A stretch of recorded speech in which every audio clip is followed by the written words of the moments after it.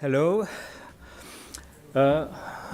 We will deal with evacuation in hospital, and it's not it is a common problem because I saw that during this conference, 4 speakers are dealing with evacuations in hospitals who assisted emergency. Maybe next conference we will have a special topic about hospital evacuations. Belgium is a small country, but since 2014 we have more than 20,000 fires, including more than 200 care homes, and I have to say, not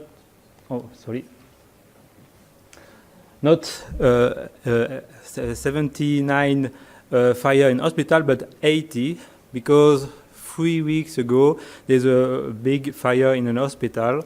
Some people some workers was involved in the roof to fix the roof, and they put the installation in burns, and you have more than 200 patients to be evacuated. The challenge in hospital that you have different kind of people. People are, we say, independent. That means that they can walk themselves to go outside. Some people are dependent and highly dependent, because sometimes they are bound in their bed. The nurses have to prepare some patients, and in fact, during the night, there is a very small number of nurses for a floor. In Belgium, you have only 2 nurses for 16 beds. So what will happen during an evacuation during the night? Of course, you cannot make experiments. You cannot drill people to go outside. And it is interesting for that kind of study to use simulation tools. We cannot simulate all the rooms on fire, so you have to find the worst case design. And after, we use Pathfinder for an agent for modeling the evacuations. We have the ability to apply the methods on a hospital in Belgium, and we use the strategy, the actual strategy of evacuation of the hospital and the actual procedures. So we will try to simulate a prescript assisted evacuation with Pathfinder. It means that you an existing evacuation models. We will see the impact of the percentage of different types of patients, dependent and non-dependent patients. And we will study the effect of the number of nurses, the ratio between the medical staff to the patient's ratio. With the risk assessment method, we are focusing, we point out some critical flaws. The frame method that we have used is called Fire Risk Assessment Method for Engineering. It was developed by an engineer, Datoussaïd, and Datoussaïd is working for insurance. In fact, we have 3 kinds of risks. The risk for the building and for the goods, the risk for the loss of activity, and the risk for the occupants. And in fact, this method was used from the early 60s, and it is applied for industry, for airport, and for healthcare facilities. And it gives good results.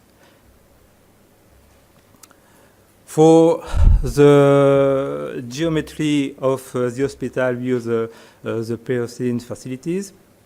In fact, there are 7 floors, and it's only a part of the hospital. It's only 1 building.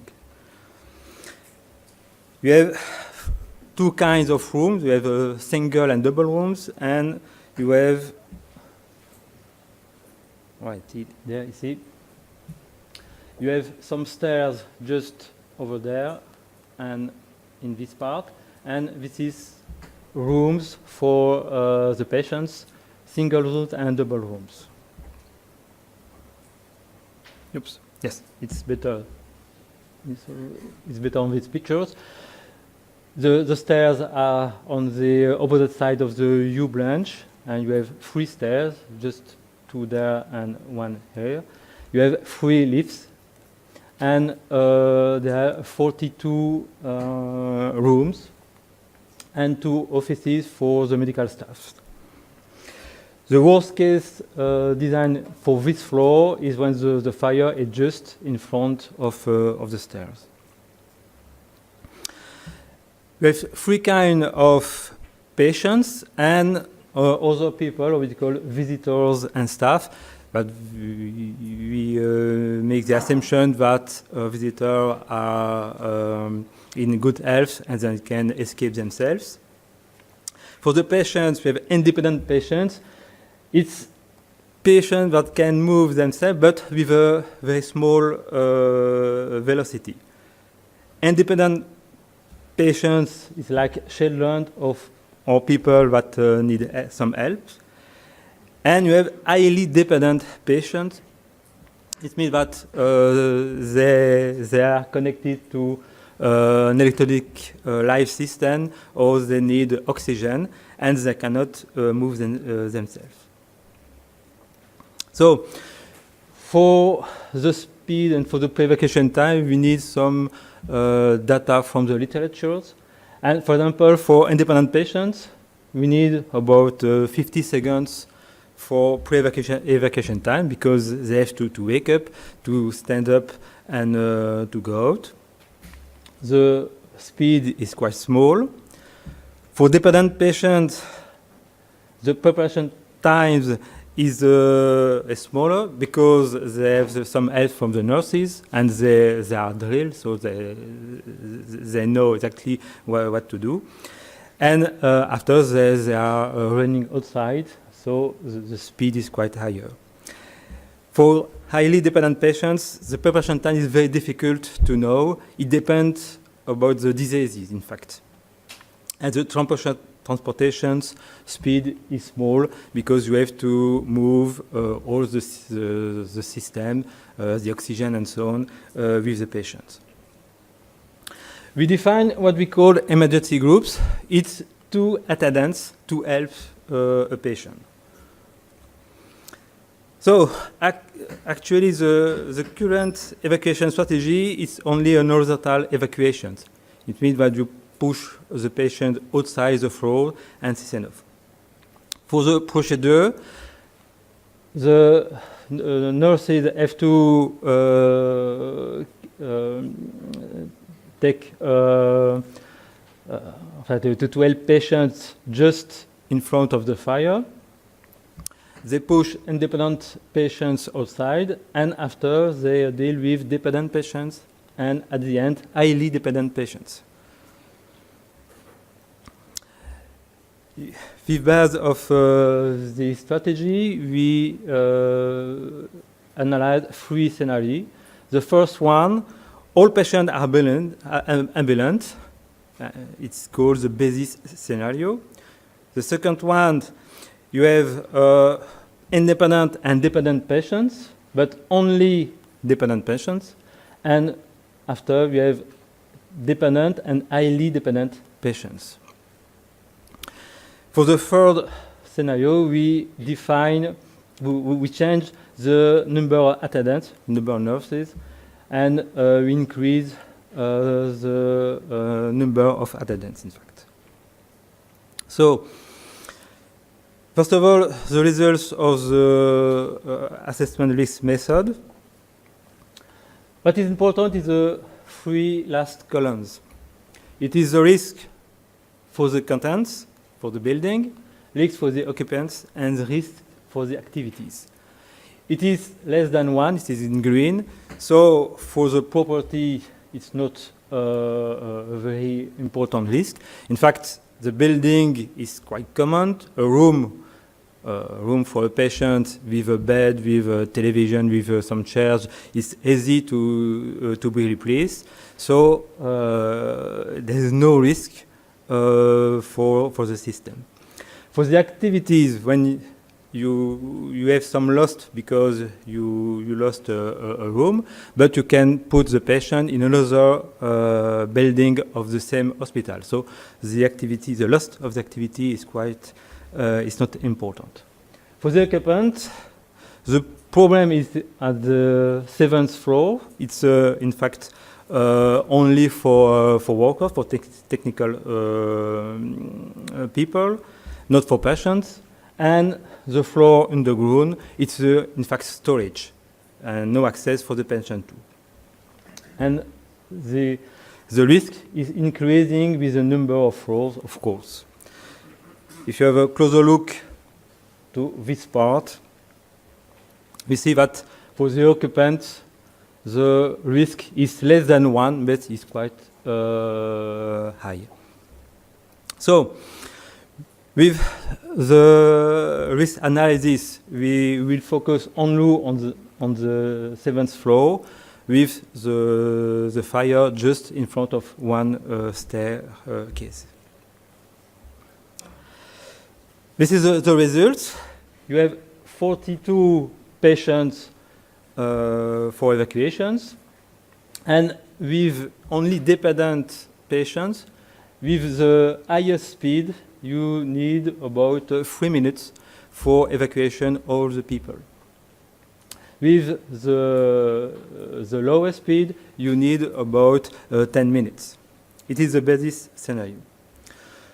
For the second scenario, when we mixed dependent patients and dependent patients, we need about 8 minutes. But when you put highly dependent patients, you see that the time for the evacuation is very important. It's about 45 minutes. So if you increase the number of attendants, you see that the time is decreasing, and roughly speaking, the number of attendants, it is a ratio. When you have 1.5 more attendants, the time is decreased by 1.5. But we think that it's not a general conclusion, it's only for this case. So, what we think is that passenger is able for an assisted evacuations, but there's some lack of there's some problems. For example, interaction between the device, the chairs, or the stretchers, and the agent is missing. It was missing in the past. But we can say that when we have ambulant and non-ambulant, dependent and non-dependent patients, the egress time is increasing. One solution is to mix dependent and dependent patients, but it's quite difficult because one floor, the patients are put together according to the diseases and not according to for evacuations. We can increase the number of attendants, but the problem is that it costs a lot, especially during the night. But we can change the procedure. Maybe some attendants from the floor where there is no fire can give help to the others. It's, but what we can say that is the number of attendants is very important. You need a lot of people when you have highly dependent patients. We would like to thank the hospitals in Belgium because this study was not possible with the help, with the data that they give. It is important because the manager staff was very afraid. Imagine that in a newspaper you read this article and you said in Namur or in this hospital there is a problem of safety during a fire, and you need the bad image and the bad publicity of for the hospital. So there was confidence of us, and we will thank the hospital. Thank you for your attention.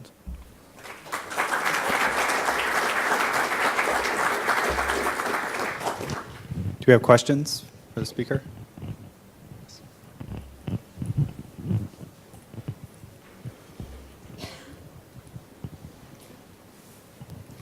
Yes, hi. Thanks for your presentation. I have a question. On the input of your evacuation model, you use distribution, I think. Yes. Some kind of distribution. But what about the outcome? Because is your outcome also evaluated in terms of a distribution or not? Or some kind of fixed No. time of safe egress?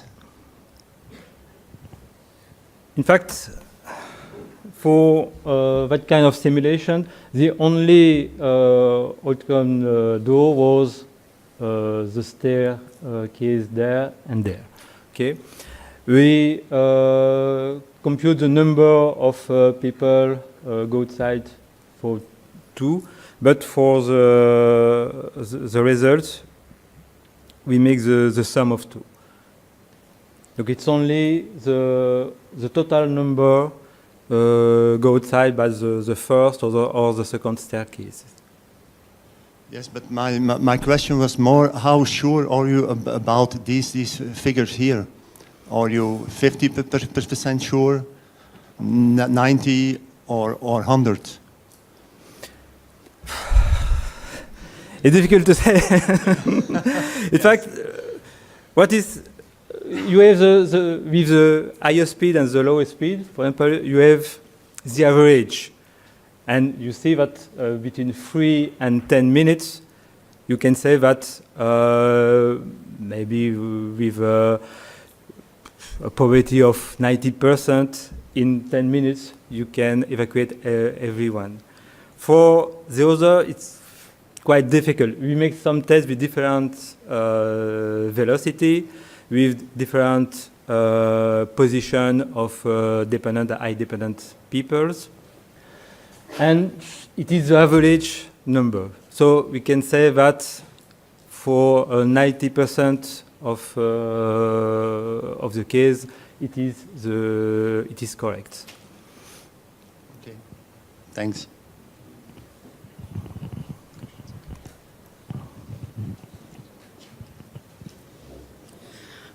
One of the biggest problems I've had in doing egress modeling is the pre-evacuation time and pinning that down. Can you talk about where your numbers came from that you used in this study? Yes. In fact, it is for this data is coming from literature. The reference is in the paper. For the other, we have a discussion with the nurses because they are drilled. In fact, they have, in not that with hospital, in another hospital, they have a room with a body, and they make some experiments. For example, the nurses enter in the room and they see the body is fall down. They have to put it in the bed and so on. And we make some experiments to put people from a bed to a stair to a stretcher, and we measure the time. And with different nurses, young, older, with experiment and not. And it is the average time. But for the high-dependent patients, the time is very different, because if you need oxygen, if you need a vacuum pump, for example, it's not the same, and you have to take some electronic device with a battery, and it's very difficult to imagine. Thank you.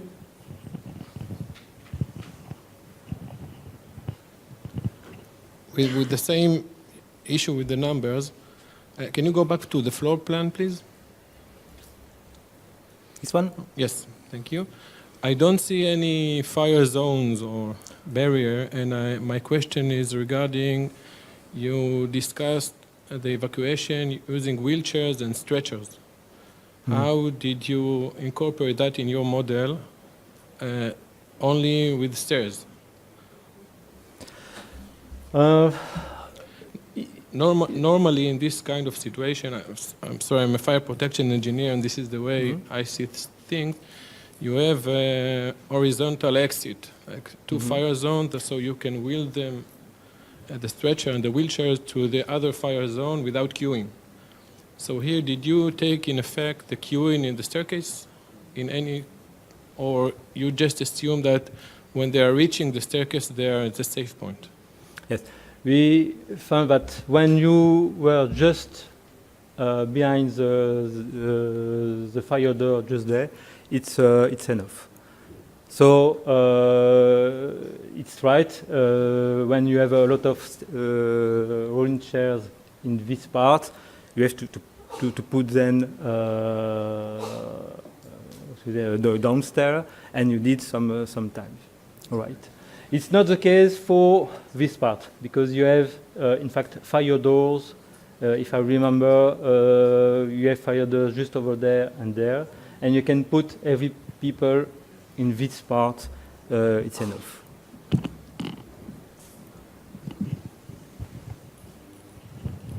Other questions?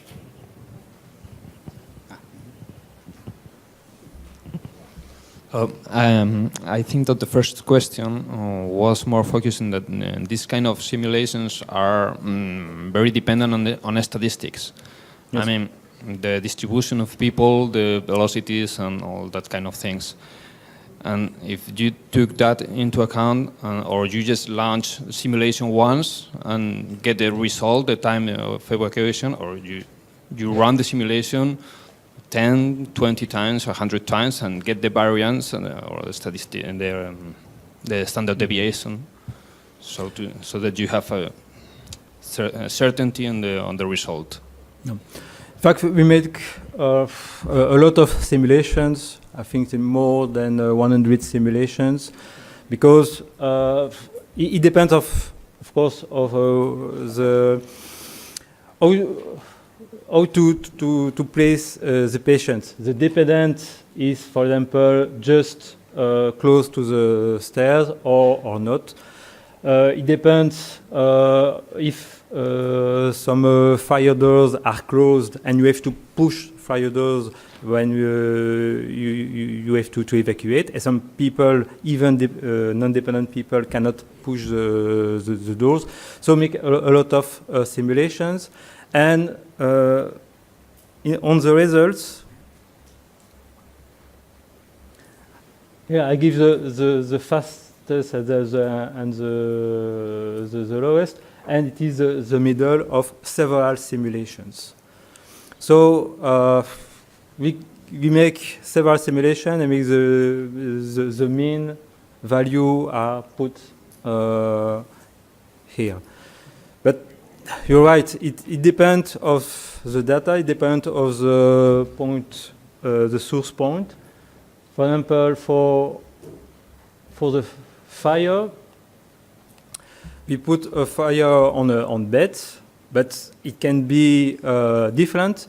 In a hospital, for example, you never switch off the oxygen. And you know that oxygen on fire is very important. You have the energy. The energy rate is very, very important. So the kind of smoke is different too. It depends of a lot of things. But another point is that when you have only 2 people for 16 beds, and during the night, the nurses can be afraid if you imagine there is a fire, what they have to do. And not only nurses, but the managers too. So with that kind of simulation, you can give some probability that your safety procedures are correct or can be improved.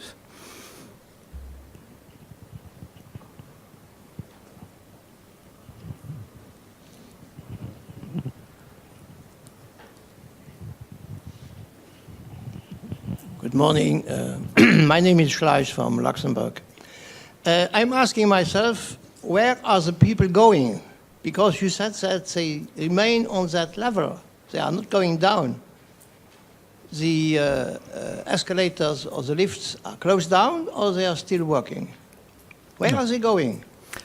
In Belgium, it's a law. You have to stop the lift. The lifts are completely stopped. Yes. It's not a good idea, and even firemen think that we can change this, but actually it is in the law. You said that the egress time are varying between 3 to 10 minutes and so on, but where are the people at that moment? They are in this part, and we say that if they are behind the fire door just over there, it's enough. We didn't take to account that the fact that they have to go downstairs. And in this part, because in this part we have some fire doors, and when we are just in this part, you are safe. But you're right. After, they have to put downstairs, and you need a lot of people to give them help. Okay, well, thank you. Thank you very much. Oh, we have one more question? Okay. Last one. Katrin Grevers from Germany. I'd like to add one more conclusion. The biggest conclusion for me is not everyone, I would say more than half of the people in a real fire case scenario in a room with an open door can't be saved. They are dead, considered as dead. So what we have to learn from your presentation is that this kind of building, what you presented here, first of all, needs more fire barriers, like doors, smoke-safe and fire-safe doors, so that we can evacuate half of the floor within staying in the floor. And the other conclusion for me is it is not as important if it is like 10 minutes, 12 minutes or 13 minutes to evacuate like 10 or 12 rooms. We have to always see the compartment, and in Germany we consider minimum 70% of the people as really needing help. So they are, when they are in the hospital, they can't move, they need at least 2 people to assist them. It's the minimum what we have to think of when we make a fire safety concept for them, because this is what always can happen. I can never say there are like a minimum of 90 people that can walk themselves. Tomorrow it can be the completely difference in this case. So when we have floors like this and it is not possible to do more fire protection, walls, doors, whatever, then it is a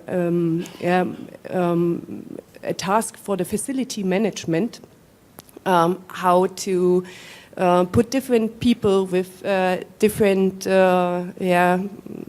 assistance levels in different floors and different rooms. Because when it is a fire case scenario in one floor, the staff working there has to follow the rules then whom I'm going to evacuate first. And there will be always people who are obviously at the end of the evacuation and they are considered as dead. Okay. Okay, well, thank you for the presentation and the great questions.